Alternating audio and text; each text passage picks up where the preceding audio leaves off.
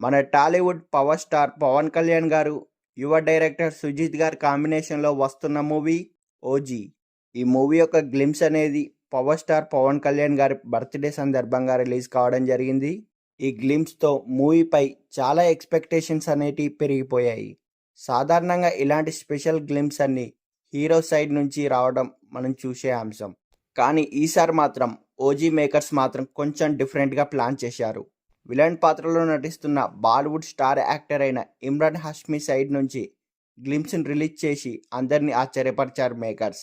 ఈ creative move అనేది ఫ్యాన్స్కే కాదు, సినిమాపై ఆసక్తి అనేది పెంచేసింది. ఇమ్రాన్ హష్మీ స్క్రీన్ ప్రజెన్స్ ఈ గ్లిమ్స్లో మాస్ అట్రాక్షన్గా నిలిచింది. పవన్ కళ్యాణ్ గారికి సరితుగే స్ట్రాంగ్ విలన్గా ఆయన చూపించడంలో మాత్రం డైరెక్టర్ సుజిత్ గారు సక్సెస్ అయ్యారని చెప్పవచ్చు.